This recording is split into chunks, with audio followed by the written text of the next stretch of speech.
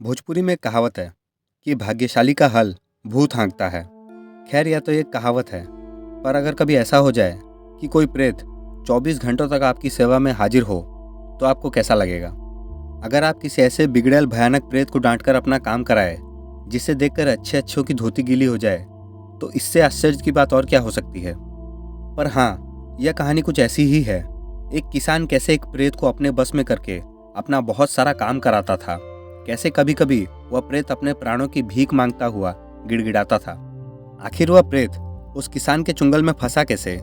क्या उसकी कोई मजबूरी थी, या किसान ने कोई तंत्र मंत्र करके उसे अपने बस में कर लिया था? खैर, इन सब रहस्यमयी बातों से पर्दा उठाने के लिए सीधे कहानी पर ही आ जाते हैं। बात तब की है जब रमेसर काका गबड़ू जवान थे। रमेसर काका के पिताजी एक छोटे मोटे किसान थे और खेती किसानी के लिए एक जोड़ी बैल हमेशा रखते थे। उनका मानना था, अगर अच्छी खेती करनी हो तो एक जोड़ी बैल हमेशा दरवाजे पर होनी चाहिए। उस समय रमेसर काका भी खेतीबाड़ी के साथ ही कुछ और छोटे मोटे कामों में अपनी पिताजी की मदद करते रहते थे। ऊख बुआई से लेकर धान के बीज की खेत बनाने तक, कोल्हुआड़ में गन्ने की पेराई से लेकर गुलवर झोकाई तक हर काम रमेसर काका बखूबी करते थे। एक बार की बात है कि रमेसर काका को अपने बैलगाड़ी पर भूसा लाद कर अपने एक बहनोई के वहां पहुंचाना था। दरअसल उनके बहनोई का गांव एक नदी के खलार में पड़ता था, जिससे वहां धान गेहूं आदि नहीं हो पाता था, जिसके चलते पशुओं के चारे के लाले पड़ जाते थे। इसलिए हर साल रमेसर काका अपनी बैलगाड़ी पर भूसा पुआल आदि लादकर उनके यहाँ पहुंचा दिया करते थे। दिन ढल चुका था और बैलगाड़ी पर भूसा भी लद चुका था। रमेसर काका नहा धोकर शाम को लगभग 7 बजे बैलगाड़ी लेकर निकले। उन्हें अपने बहनोई के वहाँ जाने में लगभग पूरी रात का समय लगता था और सुबह 4-5 बजे पहुँचते थे। उन्होंने एक बाल्टी, एक लोटा, एक डोर अपने पास रख ली थी तथा साथ ही बैलों को खाने के लिए एक झोली में गेड़ की छांटी भी। रमेसर काका के बैल बहुत ही समझदार थे। जब वे एक रास्ते पर चल पड़ते थे तो गढ़वान को काफ़ी आराम मिलता था, क्योंकि ये बैल बिना हाँके बराबर चलते ही रहते थे। इससे रमेसर काका को बार बार ना बैलों को हाँकना पड़ता था और ना ही सामने से किसी गाड़ी आदि के आने पर साइड ही करना पड़ता था, क्योंकि आगे से किसी गाड़ी आदि के आने पर बैल खुद ही किंजरिया जाते थे। इतना ही नहीं, रमेसर काका कभी कभी बैलगाड़ी पर झपकी भी ले लेते थे और बैल आराम से अपने मार्ग पर बढ़े चले जाते थे। रमेसर काका को घर से निकले लगभग 3-4 घंटे हो चुके थे। रात के 10-11 बज चुके थे और अब वे जिस कच्चे खुरहुरिया रास्ते में जा रहे थे, वह रास्ता पूरी तरह से सूना हो गया था। दूर दूर तक कुछ भी दिखाई नहीं दे रहा था। रात भी अंधेरे में पूरी तरह गहरी नींद में सोने के लिए व्याकुल हो उठी थी। दूर दूर तक सन्नाटा और उस रास्ते के किनारे उगे हुए बड़े बड़े घास फूस और कुछ छोटे बड़े पेड़ों के सिवा कुछ भी नहीं था। खैर, इससे रमेसर काका को क्या फ़र्क पड़ता था। उन्हें तो इससे भी अंधियारी रात में दूर दूर तक, यहाँ तक कि बीहड़ इलाकों से होकर भी जाने की आदत थी। बैलों की रफ्तार अब थोड़ी धीमी हो चुकी थी, पर वे रुकने वाले नहीं थे। बड़े चले जा रहे थे अपने मार्ग पर। बैलगाड़ी धीरे धीरे आगे बढ़ रही थी और रमेसर काका कमर को थोड़ा आराम देने के लिए घिकूर कर झपकी लेना शुरू कर दिए थे। रात के उस सन्नाटे को चीरती बैलों के गलों में बंधी घंटियां बहुत ही मनोहरी ध्वनि उत्पन्न कर रही थी। उस अंधेरी आधी रात में यह सुमधुर ध्वनि किसी को भी नींद की गोद में भेजने के लिए पर्याप्त थी। अचानक पता नहीं क्या हुआ कि बैल ठिठक कर रुक गए। बैलों के ठिठक कर रुकने से रमेसर काका हड़बड़ा कर उठे। अंधेरे में उन्हें कुछ दिखाई नहीं दिया। उन्होंने एक बैल की पूंछ पकड़कर जोर से एक आवाज़ निकाली, पर बैल फिर से 2 कदम चलकर रुके ही नहीं, बल्कि रुककर थोड़ा पीछे भी हट गए, जिससे बैलगाड़ी का संतुलन थोड़ा बिगड़ गया। रमेसर काका किसी अनहोनी की आशंका से तुरंत कूदकर बैलों के पास आ गए और बैलों के शरीर पर हाथ फेरते हुए चुचकारने लगे। अब बैल भी थोड़ा शांत होकर खड़े हो गए। इसके बाद रमेसर काका उस रास्ते पर आगे की ओर नजर दौड़ाई, पर उस धुत अंधेरे में उन्हें कुछ भी दिखाई नहीं दिया। पर हाँ, ऐसा जरूर लगा कि शायद आगे कुछ हो हल्ला हो रहा है।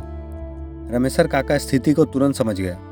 रमेसर काका का रात बेरात ऐसी परिस्थितियों से बराबर सामना हो जाता था। दरअसल आगे भूत प्रेतों का जमावड़ा था और वे इस अंधेरी रात में खेल खेलने में मस्त थे। खैर, रमेसर काका वहीं बैलों के पास ही रुककर आगे का जायजा लेने लगे और मन ही मन इन भूत प्रेतों को कोस रहे थे कि इन्हें खेलना ही है तो थोड़ा रास्ता छोड़कर खेलते। वे वहीं रुककर इंतजार करने लगे कि भूत प्रेतों का खेल जल्द से जल्द बंद हो और वे आगे बढ़ें। पर 10-15 मिनट तक इंतजार करने के बाद भी भूत प्रेत रास्ते से हटने का नाम ही नहीं ले रहे थे और बैल भी अब कितना भी हाँकने पर आगे बढ़ने का नाम ही नहीं ले रहे थे। रमेशर काका तो पूरी तरह से निडर स्वभाव के थे, उन्हें काहे का डर। और हाँ, उनके साथ 2 बैल भी तो थे। उन्हें पता था अगर बैल थोड़ा हिम्मत दिखाएंगे तो ये भूत प्रेत उनका कुछ नहीं बिगाड़ पाएंगे। उनके दिमाग में एक विचार आया।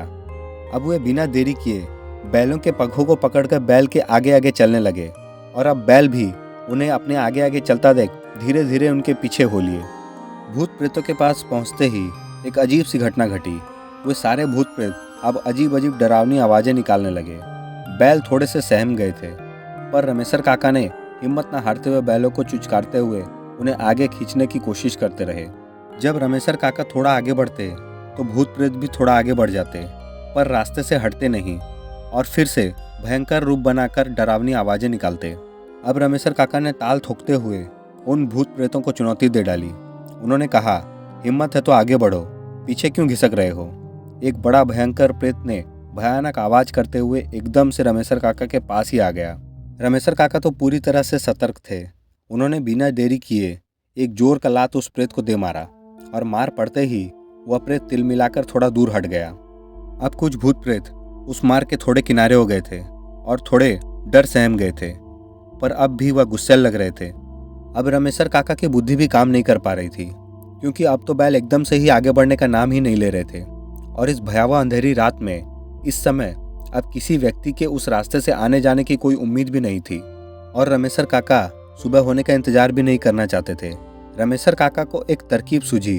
उन्होंने मन ही मन हनुमान जी का नाम लिया और कड़क कर बोले, तुम इतने सारे और मैं अकेला, अगर हिम्मत है तो एक एक करके आओ, तुम सबको देखता हूँ। यह कहते हुए रमेशर काका ठहाका मारकर हंसे और ताली ठोकने लगे। रमेशर काका का यह रूप देखकर भूतों को लगा कि वो उनका मजाक उड़ा रहे हैं। अचानक वही भयानक प्रेत जिसे रमेशर काका ने एक लात मारा था आगे बढ़ा। आगे बढ़कर उसने अपने दोस्त भूत प्रेतों से कहा, तुम लोग अब तमाशा देखो, कोई भी आगे ना बढ़ना, मैं इससे लड़ने के लिए तैयार हूँ। रमेशर काका उसकी बात सुनकर थोड़े से सहम गए, पर हिम्मत नहीं हारी, क्योंकि उन्होंने कितने सारे प्रेतों से टक्कर ली थी और सबको धूल भी चटाया था। इसके बाद रमेशर काका ने वहाँ खड़े सभी भूत प्रेतों से कहना शुरू किया कि आप लोगों की यही बात मुझे सबसे अच्छी लगती है कि आप लोग जो भी जवान देते हैं उस पर सदा के लिए कायम रहते हैं। मुझे पूरा यकीन है कि आप में से कोई भी बीच में नहीं आएगा, और कौन जीता कौन हारा इसका भी सही सही फैसला आप लोग करेंगे। इसके बाद रमेशर काका उस चुनौती स्वीकारने वाले भूत की ओर देखकर बोले, अगर मैं हार गया तो तू जो भी बोलेगा वो मैं करूँगा, सदा के लिए तेरा दास हो जाऊँगा। अब वह भूत से भी रहा ना गया, उसने भी ताल ठोकी और कहा, मुझे मंजूर है, अगर मैं हार गया तो सदा के लिए तेरा दास हो जाऊँगा। इसके बाद तो बिना देर किए रमेशर काका और उस प्रेत में पटका पटकी शुरू हो गई। कभी रमेशर काका ऊपर तो कभी वह प्रेत। 10 मिनट लड़ते लड़ते दोनों थक चुके थे, पर एक दूसरे में गुत्थम गुत्थी जारी थी। अब रमेशर काका को लगने लगा कि कहीं वे कमज़ोर न पड़ जाएं, पर उन्होंने हिम्मत नहीं हारी और लड़ते लड़ते धीरे धीरे पास खड़े बैलों की ओर बढ़ने लगे। अरे यह क्या, यह तो रमेशर काका की एक चाल थी जो उस आत्मा पर भारी पड़ चुकी थी। दरअसल लड़ते लड़ते दोनों बैलों के बीच में आते ही पता नहीं बैलों को क्या हुआ, वे अपनी जगह पर ही रह रहकर इधर उधर अपना पैर पटकते पटकते अभी वह प्रेत कुछ समझ पाता उससे पहले ही उसे लहूलुहान कर दिया। दरअसल वो दोनों बैल केवल उस प्रेत को ही निशाना बना रहे थे और अपने पैरों से मार मार कर कुचल कुचल कर उसे अधमरा कर दिया। और अब क्या, प्रेत के कमजोर पड़ते ही रमेशर काका उस प्रेत को दोनों बैलों के बीच से खींचकर बाहर लाए और उसे लिटाकर उसके सीने पर बैठ गए। भूत प्रेतों ने ही रमेशर काका की जीत की घोषणा की। अब वह प्रेत रमेशर काका का दास बन चुका था। रमेशर काका के जीवन में यह शायद ऐसी घटना थी जो शायद उस समय किसी भी इंसान के जीवन में न घटी हो और न ही भविष्य में घटे। रमेशर काका बहुत खुश थे, लेकिन पसीने से पूरी तरह से भीग गए थे। उन्होंने गमछे से अपना पसीना पोंछा और उस प्रेत से कहा, अब हमारे बैलगाड़ी के आगे आगे चल। अब वह प्रेत करे भी तो क्या, जवान दे चुका था, अपने जवान को तोड़ नहीं सकता था। कुछ दूर चलने के बाद रमेशर काका को लगा कि अगर ऐसे ही चलते रहें तो कल दिन में 10-11 बजे तक भी बहनोई के गांव नहीं पहुंच पाएंगे। उनको एक तरकीब सूझी। उन्होंने बैलगाड़ी के आगे चलते प्रेत को हाँक लगाई और उसे अपने पास बुलाया। अपने पास बुलाने के बाद उन्होंने प्रेत से कहा कि तेरी वजह से मैं लेट हो चुका हूँ, अब एक ही उपाय है कि तू इस बैलगाड़ी में जुड़ और इसे खींचकर ले चल। अब वह प्रेत करे भी तो क्या। रमेशर काका ने बैलों को खोलकर उन्हें बैलगाड़ी के पीछे बांध दिया। और उस प्रेत को बैलगाड़ी में जोड़ दिए। फिर वह प्रेत बैलगाड़ी को लेकर आगे बढ़ा। जब भी वह प्रेत थोड़ा धीरा होता, रमेसर काका उसकी पीठ पर 2-4 डंडा बजाते और वह तेजी से भागने लगता। भिनसरे करीब 3-4 बजे ही रमेसर काका अपने बहनोई के घर पहुंच चुके थे। घर के बाहर ही उनके बहनोई का घास फूस से छाया हुआ एक भूसेला था। रमेसर काका ने अपने बहनोई को जगाना उचित नहीं समझा और उस प्रेत को आदेश देकर सारा भूसा उस भूसेले में रखवा दिया। प्रेत ने लगभग आधे घंटे में सारा भूसा भूसेले में रख दिया था। बैलगाड़ी खाली हो चुकी थी और रमेसर काका बैलों को बहनोई के ही नांद पर बांधकर सानी पानी कर दिए थे और खुद ही वहीं पड़ी एक बसखटिया पर सो गए थे। 5 बजे के करीब जब रमेसर काका के बहनोई जगे तो उन्हें बहुत ही आश्चर्य हुआ।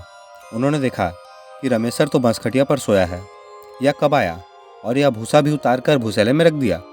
उनको कुछ भी समझ नहीं आ रहा था, बस एक चमत्कार जैसा लग रहा था, क्योंकि ऐसा पहले कभी नहीं हुआ था। हर बार रमेसर काका के बहनोई खुद रमेसर काका के साथ मिलकर भूसा उतार कर भूसेले में रखते थे। खैर, उनको क्या पता था कि यह सब किसी भूत का कमाल है। रमेसर काका आराम से जगे, पानी वानी पिया, फिर बैलों को नाद से उड़ाकर छाँव में बांध दिया और उसी दिन फिर से रात को खाना वाना खाकर करीब रात के 11 बजे अपने बहनोई के घर से निकले, क्योंकि अब उनको पता था कि गांव पहुंचने में 10-12 घंटे नहीं बल्कि सिर्फ 5-6 घंटे ही लगने वाले हैं। जी हाँ, फिर से रमेसर काका जब बैलों को जोतकर बैलगाड़ी को लेकर अपने बहनोई के गांव के बाहर पहुंचे तो सुनसान दिखते ही बैलगाड़ी में से बैलों को खोलकर गाड़ी के पीछे बांध दिए और उस प्रेत को जोता लगाकर गाड़ी में जोत दिए। सुबह सुबह रमेसर काका अपने गांव के पास पहुंच गए थे। अब उनको लगने लगा था कि कहीं कोई यह देख न ले कि बैल तो पीछे बंधे हैं और फिर गाड़ी कौन तेजी से खींच रहा है, इसलिए उन्होंने उस प्रेत को छुड़वाकर बैलों को गाड़ी में जोत दिया था।